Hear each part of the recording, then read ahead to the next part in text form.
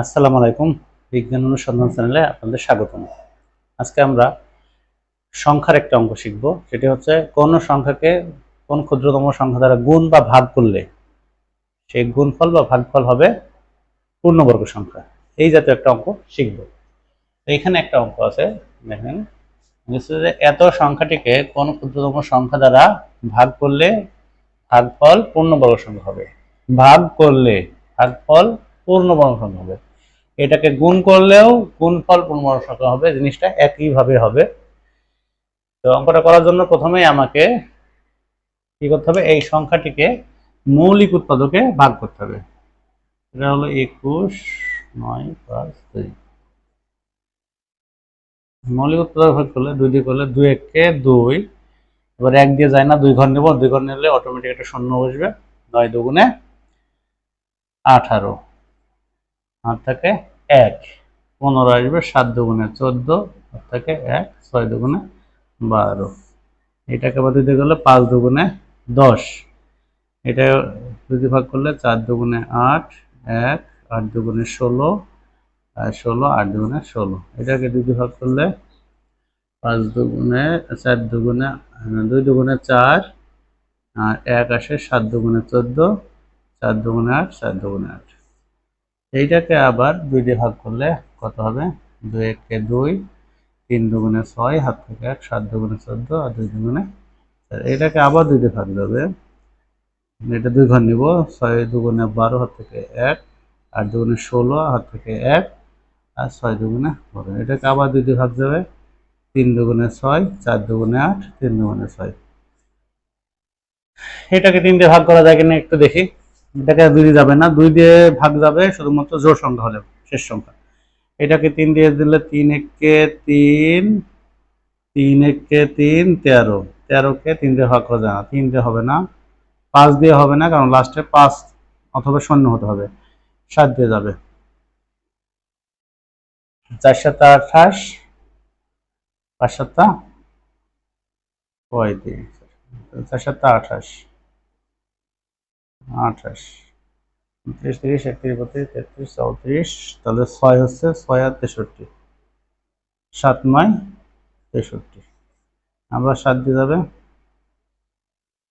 7 দিয়ে গেলে 7 7 49।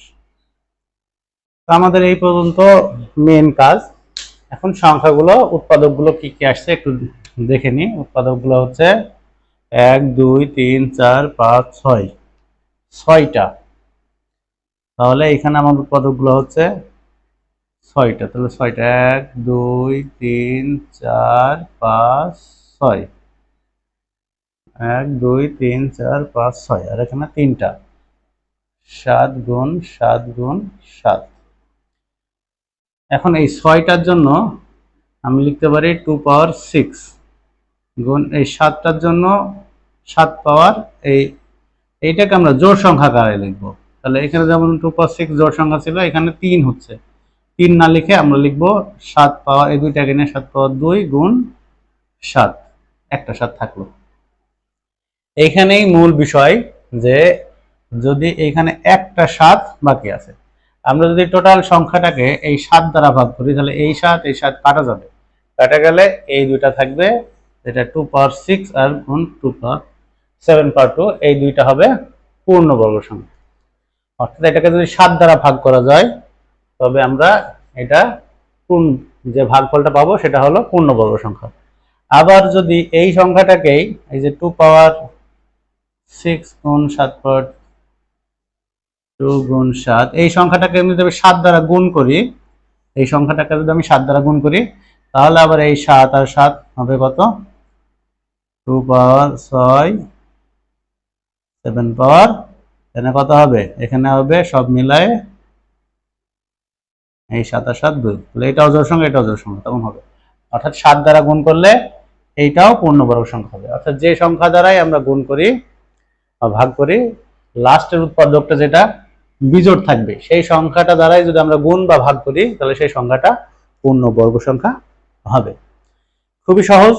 তাহলে এখন আমরা পরের অঙ্কটা দেখি কেমন।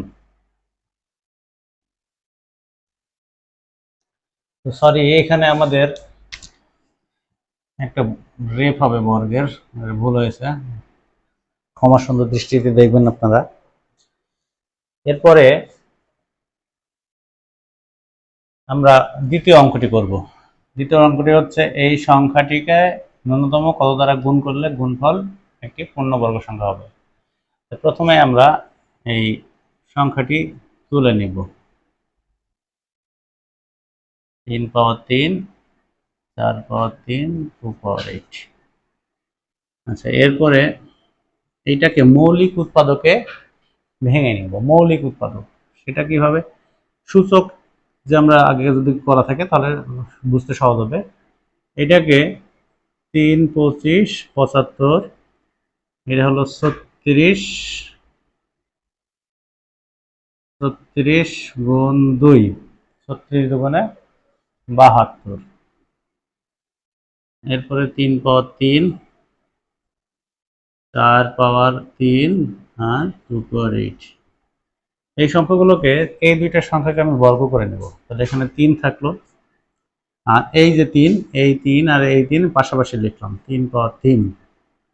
25টাকে আমরা লিখব 5 স্কোয়ার। 25 5 25, 36কে লিখব 6 স্কোয়ার। এই 2 আর এই 2, এখানে দুইটা 2 আছে, আমরা এই 2 এই 2 একসাথে লিখব। 2 গুণ 2 পাওয়ার 8। 3 তো এখানে নিয়েছি। এই 4কে লিখব 2 স্কোয়ার। 2 দুগুণে 4 হয়, তার উপর 3। এখন এইখানে একটা 3, এইখানে 3টা 3, তাহলে এখানে ভিত্তি হবে 1, আর এখানে 1 আর 3 যোগ করলে হবে 4। এইখানে হবে 5 স্কোয়ার। এইটা ভাঙলে হবে, না ভাঙলেও হবে। ভাঙার দরকার নেই। ভাঙলে এরকম হবে যে 3 দুগুণে 6, তার উপরে স্কোয়ার, এখানে 2 গুণ 2 পাওয়ার 8 গুণ 2 পাওয়ার 3 দুগুণে 6, তাহলে 3 পাওয়ার 4, 5 পাওয়ার 2, এখানে হবে 3 পাওয়ার 2 গুণ 2 পাওয়ার 2 গুণ, এখানে একটা 2 আর এখানে হচ্ছে 6। এটা বিজোড় থাকলে থাক, এটা বিজোড়ই থাক। এইখানে 2 পাওয়ার 8 গুণ 2 পাওয়ার 6। এখানে ভালোভাবে খেয়াল করেন, এটা জোড় সংখ্যা, এইটা জোড়, স্কোয়ার, পাওয়ারগুলো সব জোড়। এর পাওয়ার, সরি, এইখানে 2 পাওয়ার 8 লিখেছি, 2 পাওয়ার 6 লিখেছি, এই 2টা লেখা হয়নি, এই 2 হবে এখানে। অর্থাৎ এইটাও পাওয়ার জোড়, এটা পাওয়ার জোড়, এইখানে শুধু পাওয়ার 1, কিছু না থাকলে পাওয়ার হয় 1। তাহলে আমাদের এই সংখ্যাটিকে ন্যূনতম কত দ্বারা গুণ করলে? তাহলে এই সংখ্যাটিকে আমরা যদি এখানে আরেকটা 2 দ্বারা গুণ করি, তাহলে দুইটা 2 মিলে হবে কত? 2 পাওয়ার 2। তাহলে এইটা হবে তখন পূর্ণবর্গ সংখ্যা। খুবই সহজ। এই অঙ্কটা আরো ছোট করে করা যায়। আপনি যখন এই অঙ্কগুলো প্র্যাকটিস করতে করতে আপনার অভ্যাস হয়ে যাবে, তখন এগুলা উপর থেকে আপনি এগুলার ভাঙার দরকার হতো না। এইখানে আপনার 6 স্কোয়ার লিখছে, এটাকে 6 স্কোয়ার লিখলেই হতো, এটাকে ভেঙে আর দেখানোর দরকার ছিল না, কারণ এটা নিজে একটা জোড় সংখ্যা ছিল। এইভাবে আরো ছোট করা যায়, কিন্তু এটা আপনার মূল বেসিকটা হচ্ছে এইখানে সেই সংখ্যাটা আছে, সেই সংখ্যাটাকে ওই সংখ্যা দ্বারাই যদি আমি গুণ করি তাও পূর্ণবর্গ সংখ্যা হবে, বা এই সংখ্যাটা দ্বারাই, যেখানে সিঙ্গেল আছে সেই সংখ্যাটা দ্বারাই যদি আমি ভাগ করি তাও সেটা পূর্ণবর্গ সংখ্যা হবে। এই অঙ্কগুলা এইভাবেই অঙ্কগুলা প্র্যাকটিস করবেন। অঙ্কগুলো খুবই সহজ এবং পরীক্ষায় এই ধরনের অঙ্ক খুবই আসে। ইন্টারসিএ, নিবন্ধন, বিসিএস, প্রাইমারি, এই ধরনের গুরুত্বপূর্ণ চাকরির পরীক্ষাতে অবশ্যই এই সংখ্যা আছে। আর এনটিআরসিএর বিশেষ করে কলেজ ও স্কুল শাখাতে তো অবশ্যই এই সংখ্যা থেকে একটা প্রশ্ন আসবেই।